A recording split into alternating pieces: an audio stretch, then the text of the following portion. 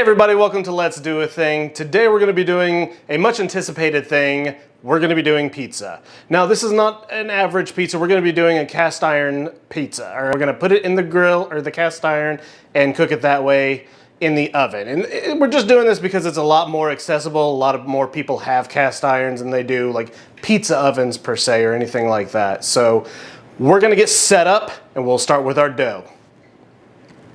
Yo.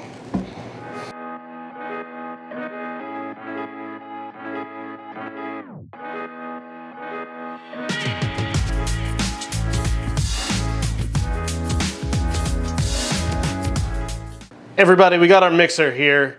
We've got our ingredients. We've got 2.5 cups of all-purpose flour. You can use bread flour. You'll get a little bit more chew if you do that. We've got 3/4 cup of warm water. We've got 2 teaspoons of olive oil. We've got 1.5 teaspoons of sea salt. And then we've got basically a packet of active dry yeast, which is 2.25 teaspoons. And we're gonna just huck all this in there. It's gonna make a lot of people angry because I'm not blooming the yeast, but I know this is good yeast, so I don't care. That's not true. Guys, cut that out. Joy! We're gonna start by adding our flour in.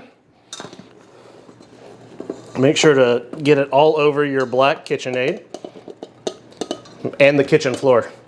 So your cleaning staff has to clean that up. We're gonna add our salt on one side of the bowl. And so I'm gonna add the yeast on this side. I'm gonna add our 3/4 cup of warm water and our 2 teaspoons of extra virgin olive oil. Now we're just gonna give this a mix until it comes together. You don't even have to mix this, in all honesty. You can get it just roughly done, cover it, leave it in the fridge overnight, and this will turn into a no-knead dough. You can fold it a couple times the next day and it'll come together. But if you're in a time crunch, this is the best way to do this. So let's get to mixing.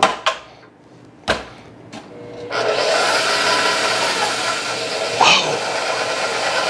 A lot of horses under this hood. All right, now our dough's been kneading for about 10 minutes.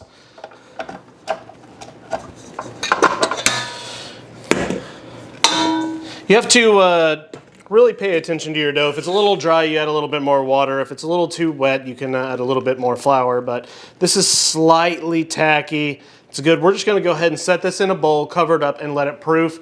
I like to let mine proof overnight in the fridge for at least 24 hours. If I've got the time, I'll do 72. But realistically, you can take this dough and use it in an hour and a half. It's not gonna have the same quality, the same flavor if you let it cold ferment, but at the same time, it's pizza. It's gonna be good. So you do what you can do, all right? We're gonna set this aside and we'll be back in 36 hours. Okay, so while we let our dough proof, let's talk about the importance of your sauce. Now there's tons of different ways to do sauce here, but what I suggest is to buy good ingredients first off. It's the same thing I say every time. Buy good ingredients and you won't have to work near as hard. Personally, I like these nondescript San Marzano tomatoes because they are incredibly good. If you can't get them, it's fine. Use whatever you got. And I do just a little bit of oregano and I blend these up, put them together. You'll see, but that's all I do. I don't cook this out. Now for other pizzas I might, but since this is going in cast iron, it's going into the oven, it's gonna be in there for a little while. We have time. And this can actually cook the sauce while we put it in the oven, so. Ooh, that smells so good. That's crazy, man, how much better these tomatoes smell, just straight out of the can. We're gonna go ahead and blend this up a little bit. Not too much, a few chunks. Chunky boys. And our oregano.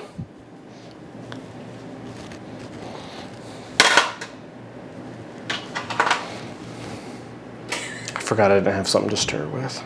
Just edit me stirring this. Can you superimpose an image of me stirring? Cool, thank God. Okay, so our dough's been proofing for, this one's actually been in the fridge overnight. This has been about 24 hours. You can pretty much see It's nice, bubbly, it's soft, it smells kind of like fermented dough, which is exactly what I want. That's gonna bring a lot of flavor here. So we're just gonna go, yeet! So what we're gonna do is just slowly stretch this out. We're not gonna roll it out. We're gonna get some oil on our hands so it doesn't stick. And we're just gonna work this out right here. I don't wanna work too much and pull out all these bubbles that have naturally formed, because that is gonna be a lot of rise that we don't have to wait very long for. And it's okay if it doesn't look perfect or anything like that. Again, this is going in a cast iron skillet, so it's gonna be fine. This is about the size we want, because when we sink it in, it's going to try to constrict and shrink. We're gonna get our cast iron preheated, and then we're gonna put this in, and it's gonna happen real fast, all right?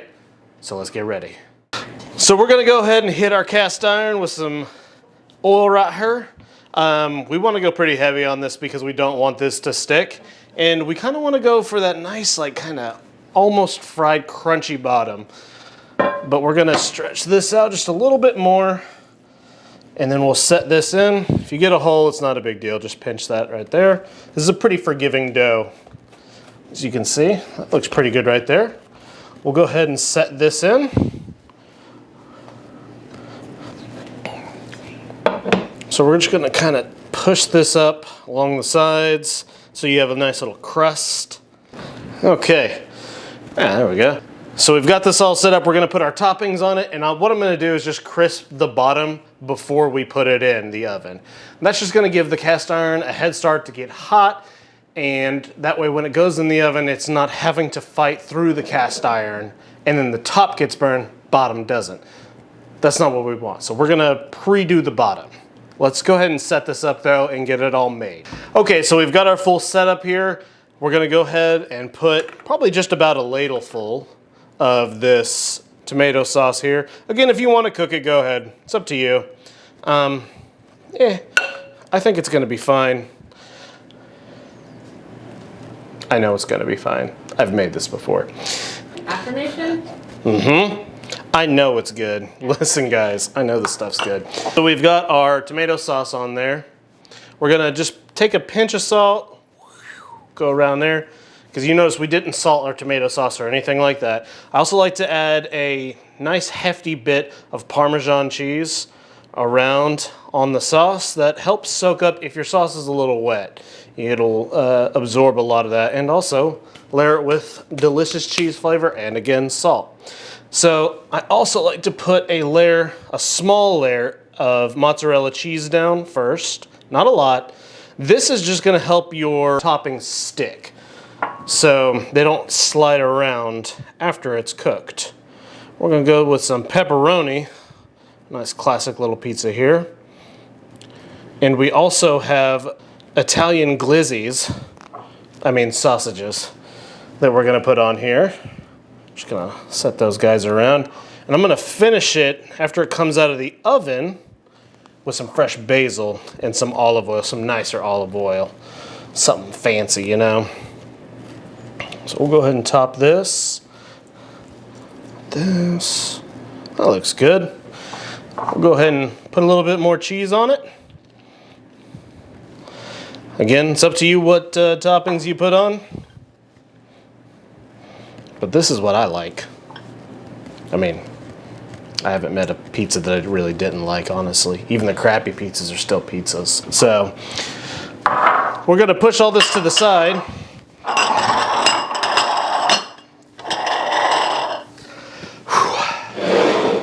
We're gonna pull our nice little skillet in here. Like I said, we're gonna get this started prior to putting in the oven. Our oven is preheated to about 475 right now. It's fairly high. The hotter you can get it, honestly, the better, because it's going to give you a better rise, bigger pores in your crust. That's what you want. But you do what your oven can do. My oven sucks. Speaking of, join our Patreon. Help me get a new oven. Is that a shameless plug? Yeah. We are getting this bottom preheated, and we're gonna go ahead and crust. You'll see the oil that we put in the pan start to bubble along the sides, and you'll be able to smell the crust cooking a little bit. Now, we don't wanna get it super hot and super cooked already because it will carry over into the oven, but we do want to give it a head start. It's burning. Okay, so we've got the bottom crusted up. You can already see it's starting to rise quite a bit. We're gonna go ahead and stick this in the oven and let it cook for about 10 to 15 minutes, okay?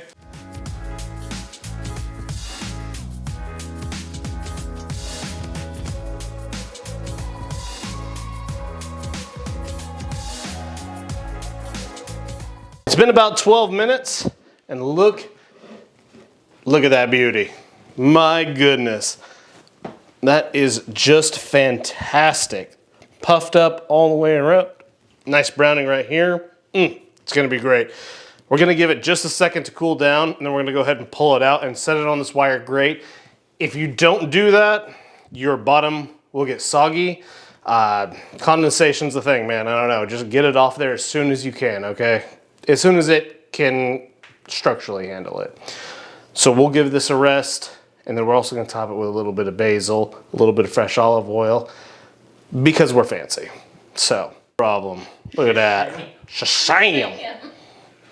Shasham. Yeah. Look at that beautiful pizza right there. Doesn't that look lovely? Nice. Got a beautiful crust on it. Ugh. I'm gonna put some fresh basil on top. You don't want to put this on before, at least I don't generally like to, because it will like scorch and wilt in the oven.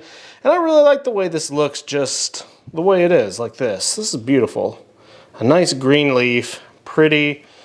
And then we're gonna go ahead and hit it with just a little bit of olive oil, just to top it off, as if it wasn't bad enough for us. And we're gonna go ahead and cut this, all right? We're gonna cut just a slice so you all can see it, because I know you're curious. Hold on, let me so you guys can hear this crunch.